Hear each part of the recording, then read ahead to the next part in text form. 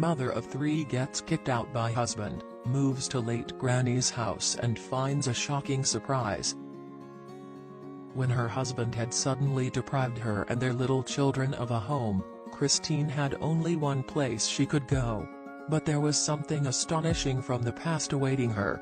It was the perfect day to drive to the countryside. It was in the middle of summer and the road to the small town named Wimberley swerved lazily through fields of yellow, pink and green. Christine didn't remember that place very well, she just remembered that it hadn't changed. The old abandoned house was in the middle of a small circular patch of unruly grass and wildflowers.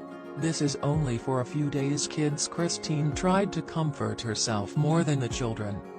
But the kids had already run to the house. The eldest 7-year-old Alex was busy dirtying his sleeve as he wiped the layer of dust on the window and tried to look inside.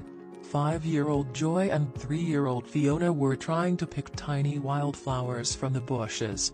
Christine looked at them with apologetic eyes. "Maybe I could have adjusted some more with Harold.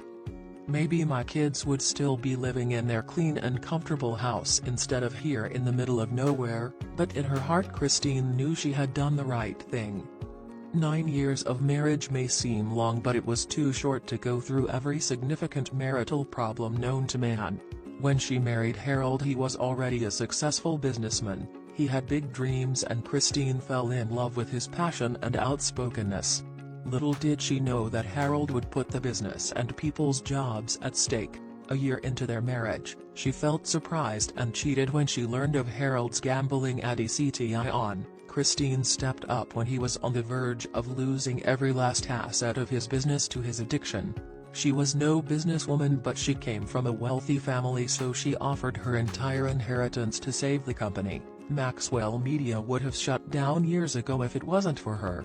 Shortly after Joy was born, Christine learned that her husband had taken on a new vice, drinking. She remembered how the loud parties and drink conversations would startle baby Joy awake. Christine had confronted Harold several times about his addictions, but he shrugged her away as hormonal or demanding.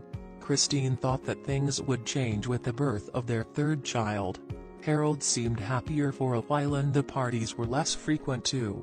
However, she soon found out the real reason for this change: Harold was having an affair.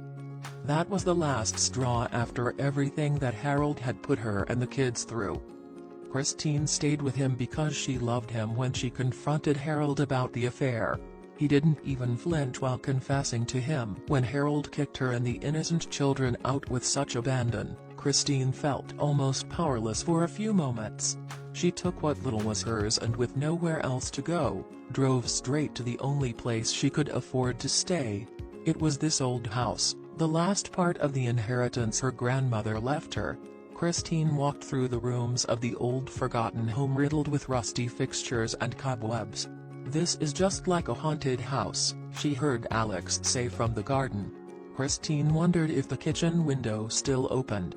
It did, and somehow with the cracking open of the window, the entire house changed. A burst of light and warmth entered the place as if it brought a sweet air of nostalgia.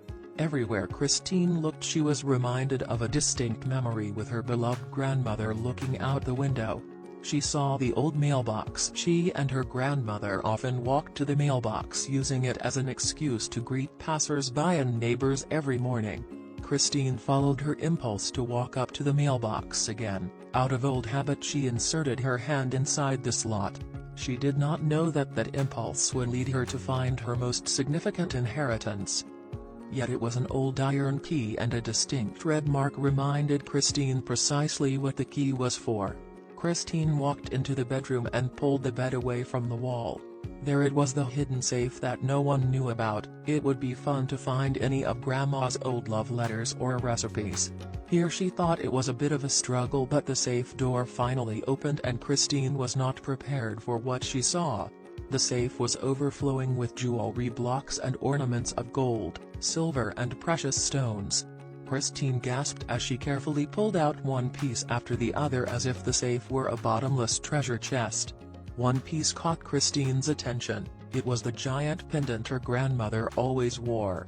In fact, that was the only jewelry Christine had ever seen her grandmother wearing.